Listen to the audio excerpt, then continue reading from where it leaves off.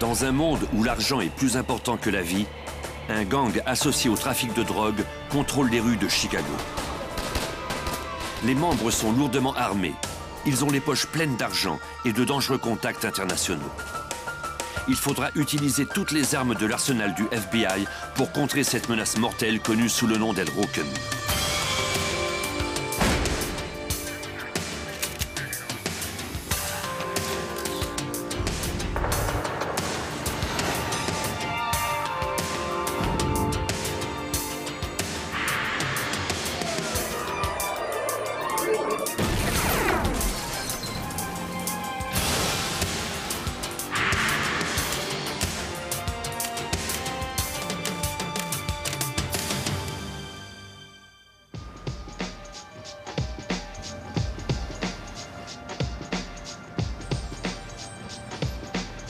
Chicago en Illinois. Au début des années 80, c'était une des villes les plus dangereuses d'Amérique du Nord. De puissants gangs avaient transformé Southside, la partie la plus au sud de la ville, en une zone de guerre. Pour endiguer la vague sans cesse croissante de violence, le FBI forma un groupe d'intervention anti-drogue. À Chicago, sa cible principale était un dangereux gang appelé El Rooken. John Podliska est l'assistant du procureur à Chicago. Les opérations d'El Rooken étaient principalement axées sur le trafic de narcotiques, la cocaïne, l'héroïne et le contrôle de tout le vaste secteur de Southside à Chicago où le gang vendait et distribuait ses drogues. Les membres exigeaient de l'argent de ceux qui voulaient vendre dans ce quartier et ils avaient la réputation bien méritée d'être le gang le plus prospère dans la vente de drogue et le plus violent de toute la région de Chicago. Au printemps 1985, plusieurs membres quittèrent le groupe pour former leur propre gang. Ils tentèrent de s'installer sur le territoire d'El Rooken. La riposte du gang fut rapide et mortelle.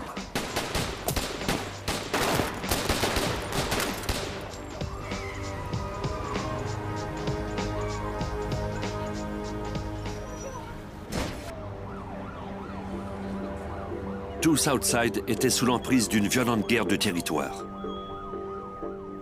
Le FBI semblait impuissant face au taux de criminalité sans cesse grandissant.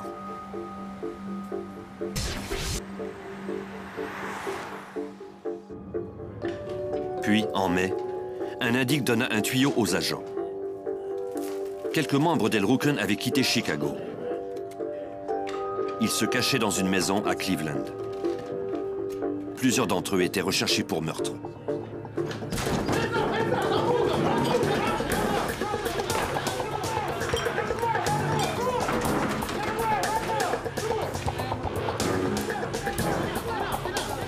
Des agents du FBI et des policiers de Cleveland prirent la maison d'assaut et procédèrent à l'arrestation de quelques suspects.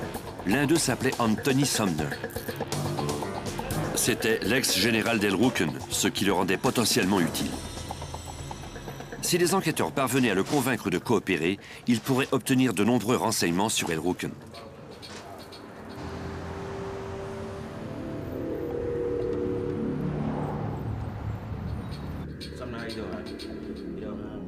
Des enquêteurs interrogèrent Sumner pendant plusieurs heures.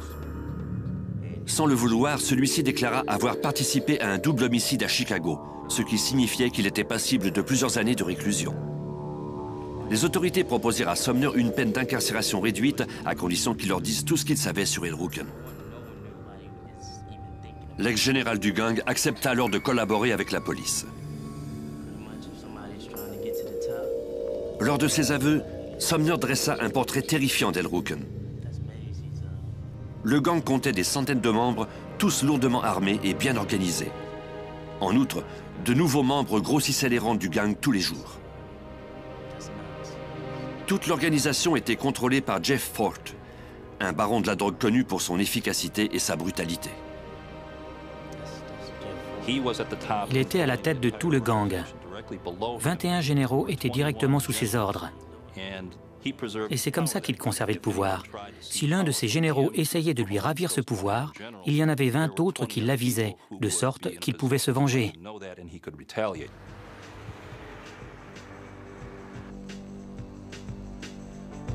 Les autorités étaient surprises de l'emprise de Fort, car en 1983, il avait été reconnu coupable de trafic de cocaïne et il purgeait depuis une peine de 13 ans de prison au Texas.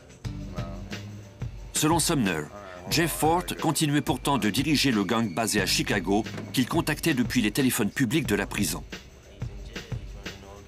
Cette déclaration de la part de Sumner provoqua une percée majeure dans l'enquête entourant Al Rooken, comme nous le raconte l'assistant du procureur Patrick Dady.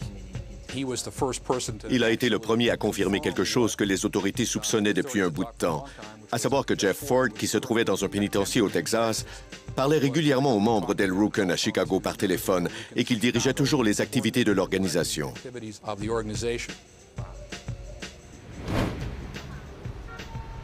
Al Rooken avait installé sa base d'opération dans un ancien cinéma de Southside.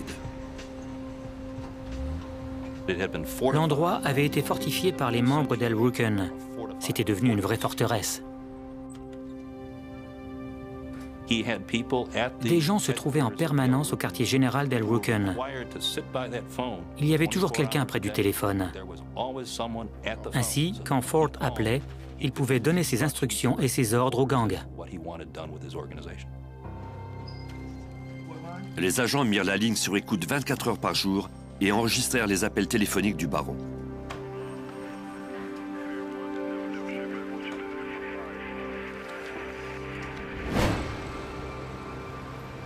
Tom Coram est un ex-agent spécial du FBI. En 1985, il faisait partie du groupe d'intervention qui enquêtait sur Al Rooken. Les techniciens ont fait installer un dispositif d'écoute électronique par le biais de la compagnie de téléphone. Rien n'a été installé en prison. On a fait tout le travail à Austin, au Texas, à environ 70 km de Bastrop, là où se trouve la prison. Mais on a été surpris en entendant les conversations de Fort avec les chefs du gang à Chicago. Ce n'était qu'une suite de mots sans logique. Jeff Fort et les membres de son gang parlaient un langage codé. Ça pouvait ressembler à « Dans la science des tacos, amour, vérité, homme parfait ». On n'avait pas la moindre idée de ce que ça signifiait et l'on n'arrivait pas à trouver des références qui nous auraient permis de décoder ce qu'il disait lors de ces conversations.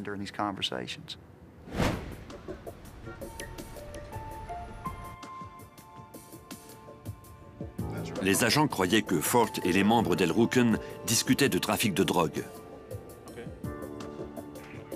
Mais tant qu'ils n'auraient pas déchiffré leur code, ils ne pourraient rien prouver.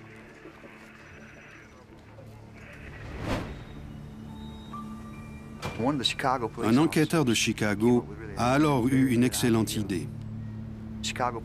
Les agents du service de police de Chicago étaient presque quotidiennement en contact avec les membres d'Al Rooken. Il leur montrait qu'ils étaient présents dans le quartier et qu'ils les surveillaient. Or, cet enquêteur a eu l'idée d'envoyer un de ses agents parler à l'un des généraux pendant que Jeff Fort était en communication avec eux. On espérait ainsi que le membre du gang mentionnerait cet incident sous une forme codée à Jeff Fort. Quand il a parlé de cette histoire à Fort au téléphone, il lui a effectivement répété ce que le policier lui avait dit, mais sous une forme codée. On a alors appris le nom de code pour le mot 1, le mot pour livre et le mot pour marijuana. Et le nom de code pour marijuana était homme parfait.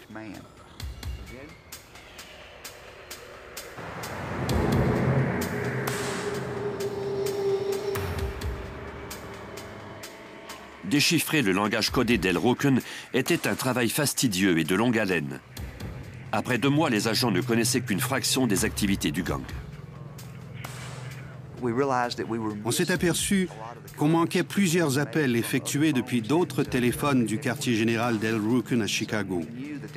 On savait qu'on devait cesser les opérations au Texas et nous installer à Chicago pour pouvoir suivre les conversations téléphoniques de tous les appareils qui se trouvaient là, afin d'avoir un portrait complet de l'affaire.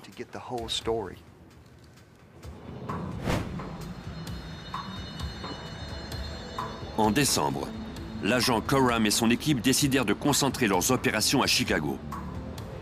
Ils établirent un poste d'écoute près du quartier général d'El Rukn. Mais en mettant au point ces opérations, les autorités se retrouvèrent avec un problème par trop familier. Quand on a commencé à écouter les conversations à Chicago, j'ai constaté de nouveau que je n'y comprenais rien. El Rukn utilisait un nouveau langage codé. Les membres pouvaient avoir découvert que le FBI écoutait leurs conversations. Une fois de plus, l'agent Coram ne comprenait pas ce qu'il se disait. C'était comme repartir à zéro, alors qu'on espérait poursuivre le travail qu'on avait commencé au Texas.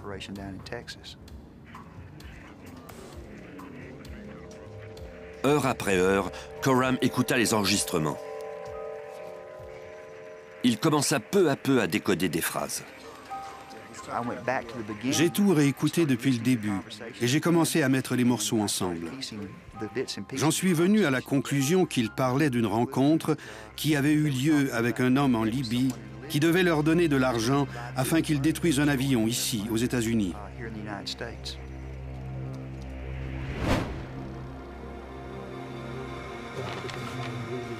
Coram alerta le bureau du procureur de l'État. L'enquête portant sur un gang de narcotrafiquants avait mis au jour un complot terroriste. Le FBI contacta l'escouade antiterroriste. C'est l'agent spécial Ned Amara qui était assigné à cette escouade à Chicago. On a pris cette affaire au sérieux parce qu'on ne savait pas encore si c'était vrai ou non. On a décidé de prendre le relais et de s'occuper de l'opération d'écoute électronique afin de déterminer s'il y avait lieu de s'inquiéter.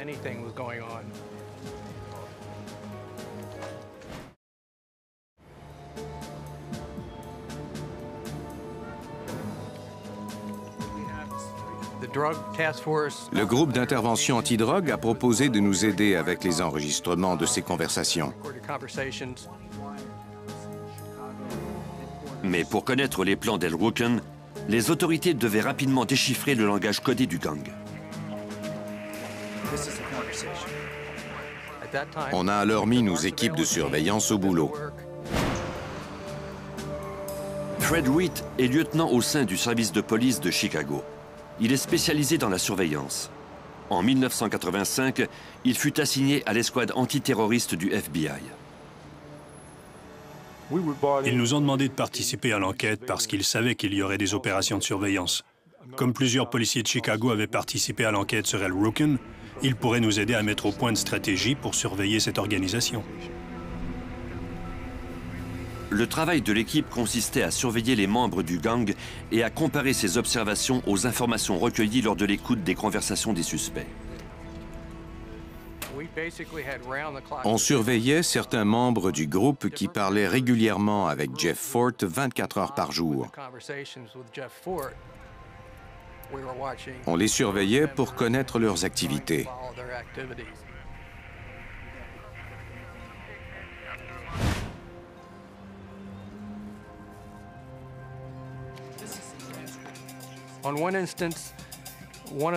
Un jour, un des membres du gang a lu un article de journal à Jeff Fort en substituant certains mots par des mots codés. Ça nous a permis de comprendre certains de ces mots parce qu'ils parlaient d'un événement qui s'était produit à Southside au cours duquel il y avait eu un échange de coups de feu entre le propriétaire d'un immeuble et son voisin. On a donc pu insérer ces mots déchiffrés dans les conversations antérieures, ce qui nous a permis de clarifier beaucoup de choses. Lentement, les agents parvinrent à déchiffrer le nouveau langage codé. Ron Reddy est agent spécial au bureau du FBI de Chicago. Les appels interceptés au quartier général d'El Rukn tournaient principalement autour de deux sujets. Ils parlaient des affaires courantes d'El Rukn, c'est-à-dire de leur trafic de drogue. Mais on a alors commencé à se rendre compte qu'ils parlaient aussi de mettre en œuvre un complot entre El Rukn et le gouvernement de la Libye. Connaissant le passé violent de cette organisation, on craignait qu'Al Rukn ne s'apprête à commettre un attentat terroriste aux États-Unis en échange d'une somme d'argent qui leur serait versée par le gouvernement libyen. Grâce aux opérations d'écoute électronique, les autorités apprirent que plusieurs membres d'Al Rukn étaient allés depuis peu en Libye. Pendant que les agents écoutaient toujours les conversations du gang, la situation en Libye continua de se détériorer. Le 2 avril 1986, une bombe explosa à bord du vol 840 de la TWA entre Rome et Athènes. 4 Américains furent alors tués et 9 autres blessés. Le FBI soupçonnait le gouvernement libyen et le président Mouammar Kadhafi d'être responsables de cet attentat.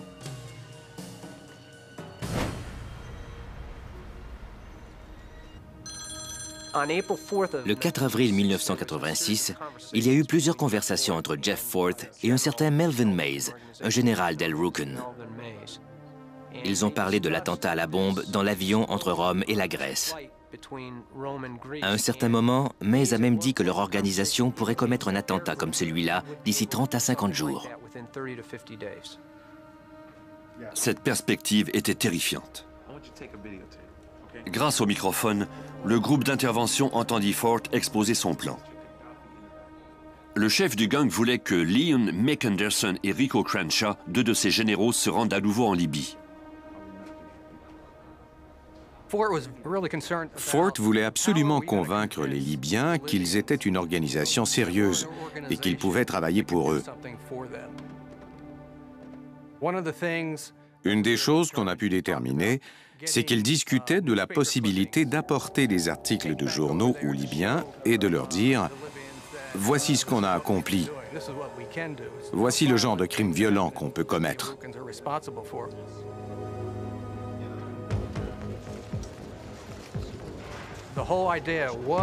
Leur objectif était de convaincre les Libyens qu'Al Rukn était une organisation assez importante pour commettre des attentats terroristes aux États-Unis en leur nom.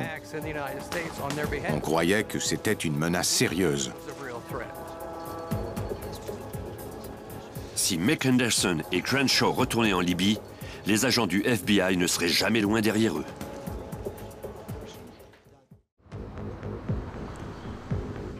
À Chicago, des agents du FBI et des policiers avaient mis le gang d'Al Rukn sur écoute. 2 des généraux de Jeff Fort planifiaient un voyage outre-mer pour convaincre les autorités libyennes de leur capacité à commettre des attentats terroristes aux États-Unis. Des restrictions de déplacement vers la Libye rendirent toutefois ce voyage impossible. Ron Reddy est un agent spécial du FBI. Il fait partie de l'escouade antiterroriste. Les États-Unis venaient de se lancer dans des opérations militaires contre les Libyens. Et les membres du gang savaient que les Libyens étaient étroitement surveillés par le gouvernement américain. Les membres d'Al Rukn et les Libyens avaient alors établi qu'il serait plus prudent de se rencontrer au Panama, qu'ils appelaient le chapeau de paille. C'était le mot de code qu'ils utilisaient quand ils parlaient du Panama. Crenshaw et McAnderson, 2 généraux d'Al Rukn, devaient se rendre dans la ville de Panama. Le groupe d'intervention comptait surveiller les 2 hommes depuis le moment où ils quitteraient Chicago jusqu'à leur retour.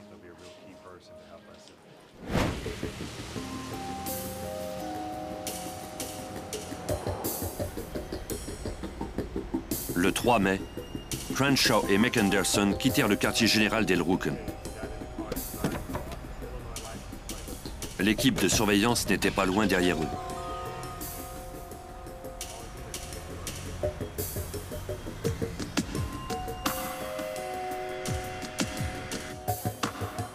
Les 2 hommes prirent un jet en direction de Miami, d'où ils prirent ensuite un avion pour Panama.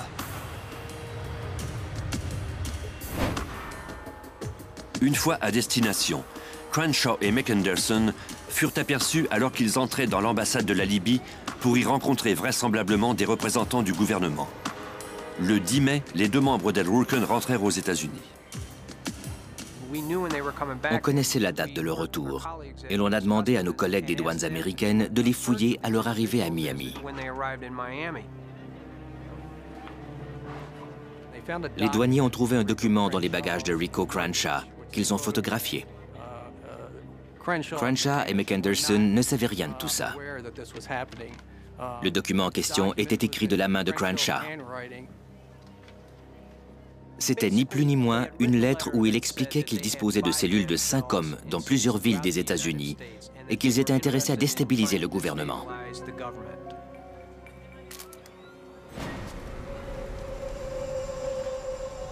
Le lendemain, soit le 11 mai, le groupe d'intervention intercepta plusieurs appels téléphoniques entre les deux membres d'El Rukn et leur chef, Jeff Fort. Crenshaw et McAnderson disaient à Fort que les Libyens avaient accepté de financer leurs opérations. Ces derniers devaient déposer une somme d'argent dans une banque panaméenne aux États-Unis. Un avocat qu'ils avaient rencontré à Panama allait les contacter sous peu. Pour le groupe d'intervention, c'était une nouvelle très inquiétante, mais les agents ne disposaient pas de preuves suffisantes pour faire inculper le gang d'El Rukn de complot. Pour établir qu'un crime avait été commis, le FBI devait recueillir assez d'indices et prouver au-delà de tout doute raisonnable qu'il y avait eu complot, que ces types avaient intentionnellement machiné un crime. En outre, on devait prouver que ce complot portait sur un éventuel attentat terroriste aux États-Unis.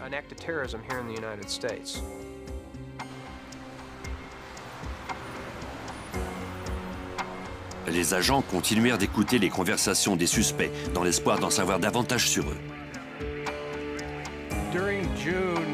En juin, Fort a suggéré aux membres d'El Rukn de se rendre en Libye pour y apprendre à faire des bombes. Il a dit: on pourrait envoyer certains de nos soldats ou de nos membres. Ensuite, ils rentreraient aux États-Unis où ils pourraient montrer aux autres membres comment faire des bombes. Même si cette éventualité était alarmante, on manquait toujours de preuves pour démontrer qu'il y avait complot.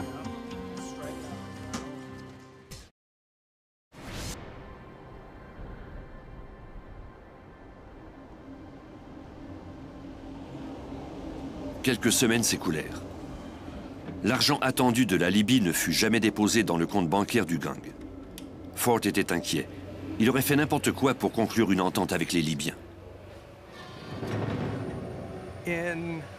À la fin du mois de juin ou au début de juillet, Fort a compris qu'il ne toucherait pas d'argent des Libyens. Il faudrait d'abord que les membres d'El Rukn fassent quelque chose pour forcer leur respect. Il a parlé de la possibilité d'endommager un immeuble gouvernemental, de poser une bombe dans un avion ou de trouver une roquette qu'il comptait utiliser. On s'est alors demandé si on ne pouvait pas en profiter pour les piéger.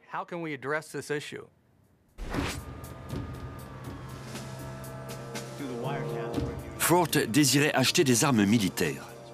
Le groupe d'intervention décida de l'aider à réaliser ce projet en devenant le fournisseur exclusif d'El Rukn. L'agent spécial Willie Hewlon est alors entré en scène. Willie faisait partie d'un groupe d'intervention. Il avait déjà acheté des stupéfiants d'Alan Knox, un des membres du gang, grâce à un informateur qui collaborait avec le FBI. Comme Alan Knox occupait un poste important au sein d'El Rukn, on pouvait présumer qu'il était au courant des projets de Fort. On s'est dit qu'on allait organiser une autre transaction d'achat de stupéfiants avec Alan Knox. Lors de cette transaction, l'agent spécial Hewlon mentionnerait qu'il connaissait quelqu'un qui vendait des armes et de l'équipement militaire et que celui-ci était disposé à en fournir aux membres d'El Rukn. L'agent mentionna qu'un de ses amis travaillait dans une base militaire et qu'il pouvait facilement voler des armes. Knox se montra intéressé. Willie Hewlon est un type incroyable. Il est calme et posé et travaille bien malgré la pression. C'était l'homme idéal pour mener à bien ce genre de mission. Il connaissait bien les gangs de rue, il était calme et il avait de bons contacts. Willie était parfait pour jouer ce rôle. Knox parla à Hewlon du genre d'armes que les membres du gang souhaitaient acheter. Ils étaient intéressés par des lance-grenades. Quand le type a décrit ces lance-grenades, il a dit « comme celui que Clint Eastwood utilise au cinéma ». De toute évidence, il s'agissait d'une roquette anti-char légère. La roquette anti-char M72 est l'arme anti-char légère de prédilection de l'armée américaine. Ce missile tiré à l'épaulé peut perforer une armure à plus de 200 mètres. Il peut détruire un char d'assaut, un immeuble et même un avion volant à basse altitude.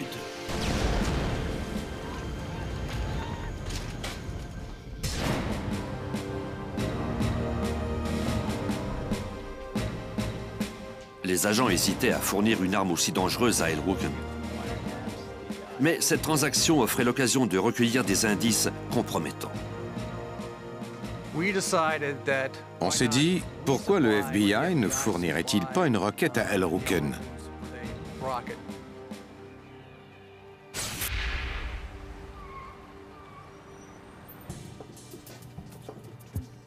L'agent spécial Willie Hewlon négocia un prix avec Alan Knox. Il annonça à Knox qu'il pouvait lui vendre des roquettes anti-char pour 1850 $ pièce. Bien entendu, on n'avait nullement l'intention de vendre à ces types lance-roquettes qu'ils pourraient utiliser ou qui seraient même en état de fonctionnement. Mais cela dit, on voulait leur vendre un objet qui ressemblait à s'y méprendre à un lance-roquette et qui, malgré un examen attentif, convaincrait ces types que c'était bien un lance-roquette.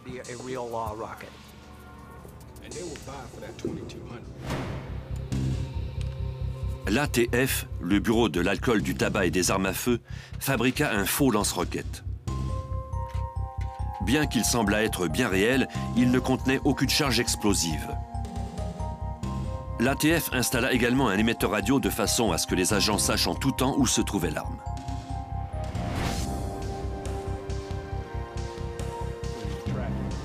Le missile était prêt et le piège était tendu.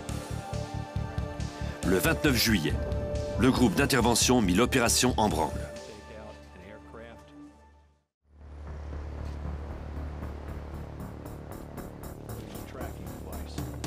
Le 29 juillet 1986, l'escouade antiterroriste du FBI avait lancé une opération complexe. Les agents devaient vendre un faux lance-roquettes à El Rukn, un gang de violents narcotrafiquants qui était prêt à commettre des attentats terroristes pour la Libye, moyennant un montant d'argent. Jeff Fort, le chef du gang, mordit à l'hameçon et demanda à Alan Knox d'organiser la transaction. On les a entendus en parler au téléphone après la rencontre. On savait donc que le projet irait de l'avant. Plus tard, les membres d'El Rukn nous ont dit qu'ils nous rencontreraient et que la transaction aurait lieu. Les membres de l'escouade se rencontrèrent pour planifier l'opération. La vente de la roquette anti-char se tiendrait dans un hôtel de Lansing en Illinois, à 50 km de Chicago. Normalement, on n'aurait jamais organisé une mission secrète comme ça, parce que c'était très dangereux pour l'agent Hewlon. Mais on savait qu'El Rukn avait tissé des liens avec les Libyens, et l'on devait sous-peser tous les risques. Finalement, on a conclu qu'on pouvait mener cette opération en toute sécurité et qu'on pouvait protéger la vie de notre agent d'infiltration. Des équipes de surveillance allaient être postées tout autour de l'hôtel, à 4 pâtés de maison de l'immeuble. Des unités SWAT et des membres de la police secrète surveilleraient le périmètre intérieur, dans l'hôtel et tout autour.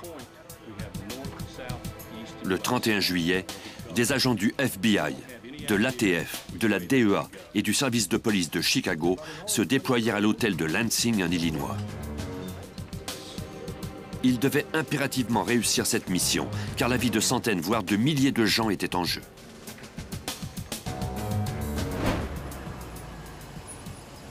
Le soir de la transaction, il y avait au moins 50 agents postés un peu partout.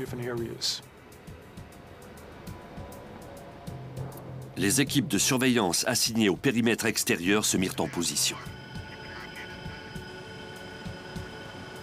À 18h30, une voiture entra dans le périmètre. 2 hommes se trouvaient à bord. L'équipe de l'enquêteur Witt identifia le véhicule qui s'approchait.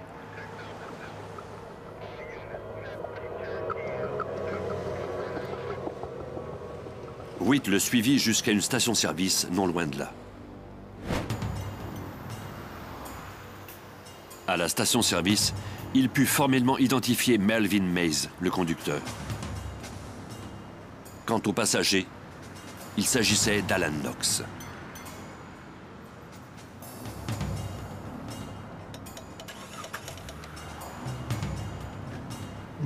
Quelques instants après le départ de Melvin de la station-service, on l'a vu se diriger vers le périmètre intérieur. On a transmis aux autres agents le numéro de la plaque de sa voiture, sa couleur et sa marque. Bref, toutes les informations qui permettraient de mieux les surveiller. À l'hôtel, les membres de l'escouade se mirent en position. Il y avait d'autres membres de l'unité SWAT et des agents assignés à la surveillance dans des chambres voisines et dans les couloirs, à divers étages. On n'avait rien négligé pour contrôler la situation. On voulait éviter que des civils, qui n'avaient rien à voir avec cette mission, soient pris dans le feu croisé, s'il devait y avoir des échanges de coups de feu.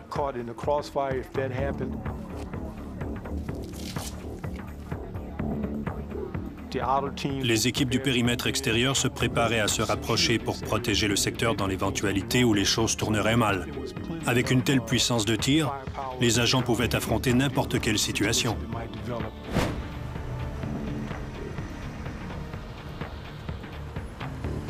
Mays et Knox arrivèrent à l'hôtel en l'espace de quelques minutes. La transaction était sur le point d'avoir lieu. L'escouade était prête. On a d'abord entendu frapper à la porte. On pouvait très nettement entendre les coups. On a alors entendu des voix. Quelqu'un a demandé qui était là. Ensuite, il a ouvert. On a entendu les hommes négocier et discuter de la vente de la roquette.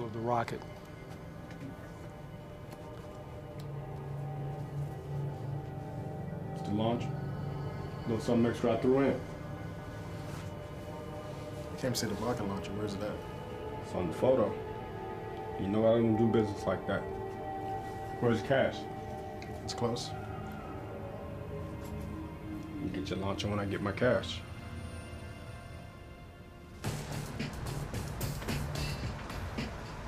Quelques minutes plus tard, Melvin Mays quitta l'hôtel.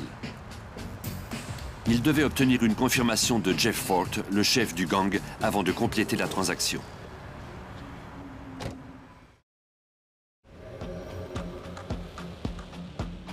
Mays retourna au quartier général d'El Rocun pour y attendre l'appel téléphonique de Fort.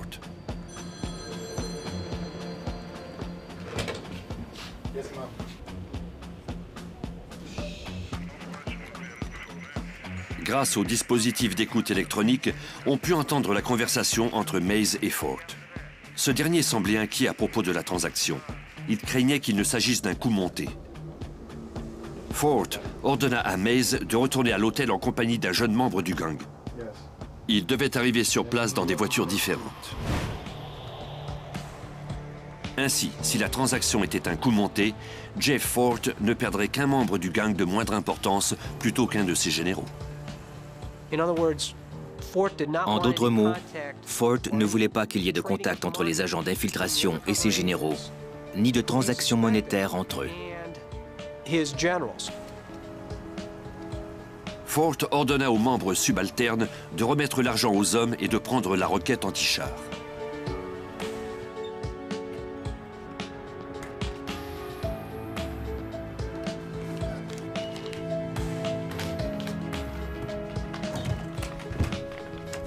La vente se déroula sans encombre.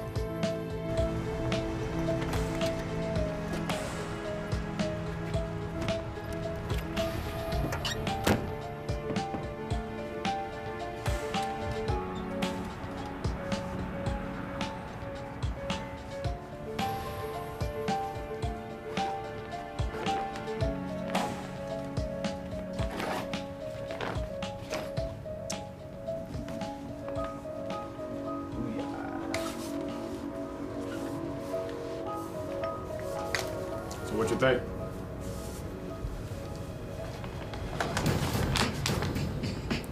Thank you, sir. Still all there, right? Pleasure doing business with you. What we can continue. All right. Thank you.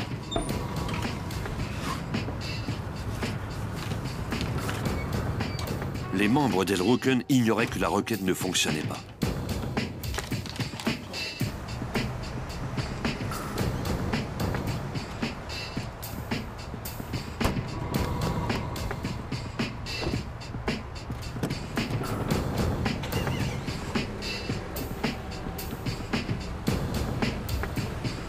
Le membre subalterne repartit en direction de Chicago, tout comme Melvin Mays.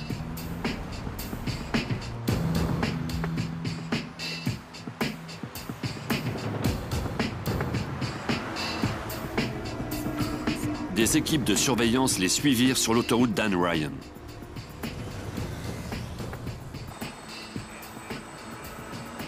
Il y avait des unités de surveillance derrière eux, devant eux et de chaque côté.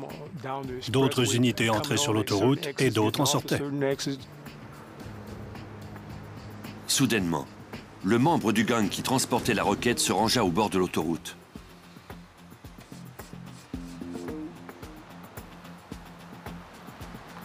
Quelques secondes plus tard, un autre véhicule se rangea à côté de lui. C'était Melvin Mays. La voiture du jeune membre était tombée en panne.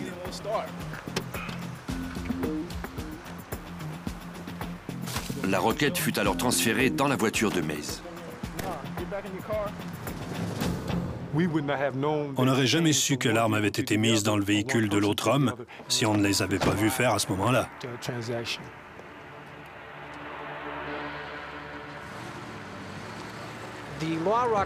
On avait équipé la roquette d'un émetteur radio et l'on comptait se servir de notre matériel électronique pour savoir où la roquette serait éventuellement cachée. Mays se rendit à un immeuble de South Kenwood Avenue, à quelques kilomètres du quartier général d'El Rukn. Les membres du gang appelaient cet immeuble l'armurerie. Notre travail a alors vraiment commencé. Nos hommes se sont postés à cet endroit 24 heures par jour et 7 jours par semaine pour s'assurer que la roquette ne serait pas déplacée ailleurs.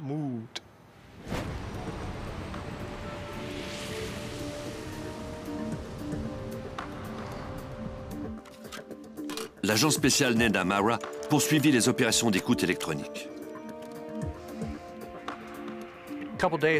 Quelques jours ont passé. Fort a cessé de craindre qu'on soit des policiers. Lors de conversations téléphoniques, il a dit « D'accord, achetons-en 5 autres. On en veut 5 autres et l'on va en tester une. » Les membres de l'escouade étaient inquiets. Fort avait choisi une cible pour démontrer sa volonté de commettre des attentats terroristes. Il avait l'intention de tuer un enquêteur du service de police de Chicago. Cet enquêteur travaillait au sein de l'escouade anti-gang de Chicago. Pendant plusieurs années, il avait été une véritable épine au pied d'El Rukn. Les membres du gang le détestaient. Il s'était dit qu'il serait intéressant de tester une de leurs roquettes sur lui. Les avocats et les agents pensaient tous que le temps était venu de les arrêter. On croyait qu'il serait risqué d'attendre encore, parce que s'ils testaient la roquette anti-char, ils s'apercevraient qu'elle ne fonctionnait pas, et la plupart de nos agents d'infiltration seraient alors démasqués. Le FBI avait une mission dangereuse à accomplir. Il était temps de démanteler le gang d'El Rukn et de garder Jeff Fort derrière les barreaux pour le restant de ses jours.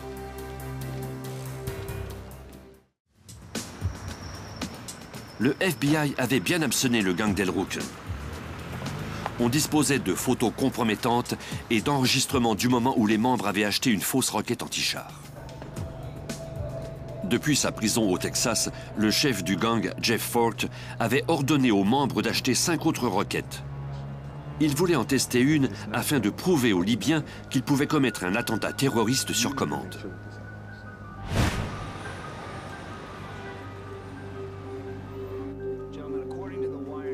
On devait tout faire pour éviter que les membres d'El Rukn commettent un crime pour impressionner les Libyens. On pensait qu'on était allé assez loin et qu'on disposait de suffisamment d'indices pour les mettre derrière les barreaux pour des accusations de possession d'armes, voire même d'activités terroristes. Il n'était pas question de courir le risque qu'ils achètent une roquette anti-char d'une autre personne que nous et qu'ils l'utilisent. Si une vraie roquette anti-char se retrouvait dans les mains des membres d'El Rukn, la situation serait catastrophique. Je crois qu'on pensait tous qu'il était temps de les arrêter.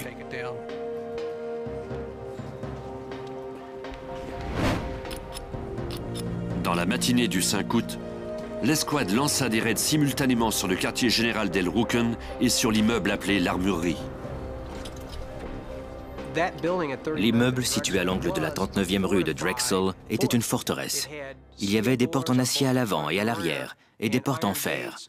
On a dû utiliser une lance thermique ce jour-là pour entrer dans l'immeuble et exécuter notre mandat de perquisition.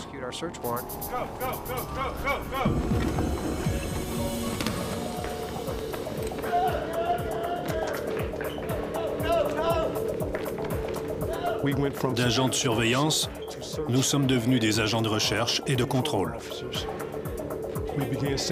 On a commencé à procéder aux arrestations systématiques des types qui faisaient partie du complot un peu partout en ville. Dans un bureau du quartier général d'El Rukn, les autorités trouvèrent les itinéraires de voyage de Rico Crenshaw et Leon McAnderson en Libye.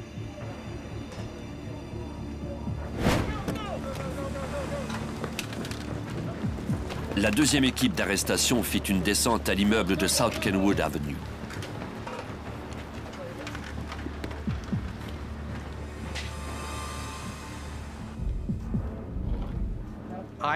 Je me trouvais à cet endroit sur South Kenwood.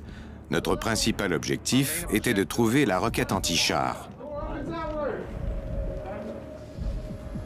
On a parcouru tous les couloirs de l'immeuble. On suivait l'agent de l'ATF qui avait l'appareil de détection en main. Il montait un escalier, puis redescendait. Le signal devenait alors plus faible ou au contraire plus fort. On est resté là pendant environ 30 minutes. On faisait le tour de l'immeuble sans trop savoir où aller. Puis, on est finalement descendu au sous-sol. L'endroit était infesté de rats et de blattes. En descendant l'escalier, on a constaté que le signal devenait de plus en plus fort.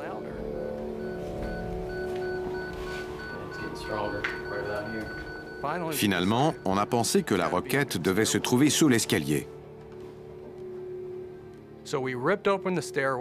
On a alors tout arraché et trouvé de fait la roquette anti-char, de même qu'un arsenal de 35 armes automatiques. Il y avait entre autres des mitraillettes. Qui sait combien de ces armes avaient servi à commettre des crimes? Mais le plus important, c'était qu'on avait retrouvé la roquette avant que ces types découvrent qu'elle ne fonctionnait pas.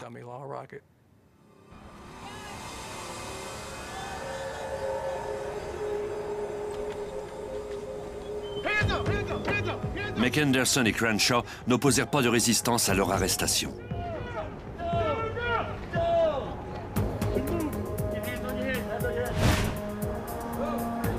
Alan Knox fut également mis en détention.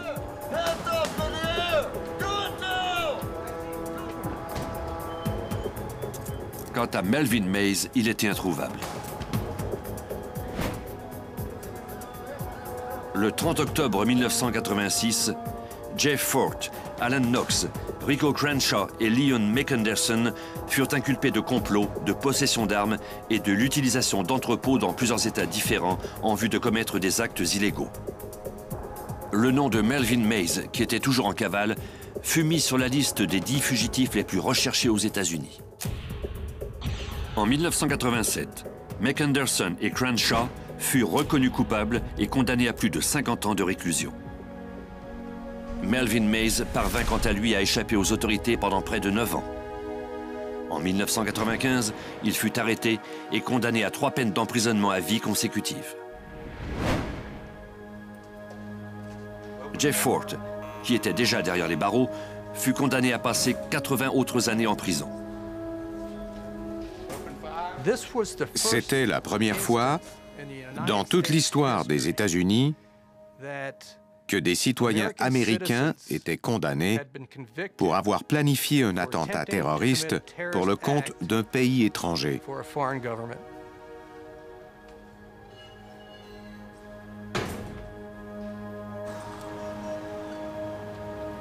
Pour les policiers de Chicago, l'affaire El Rooken est une victoire importante. Un dangereux gang a été démantelé.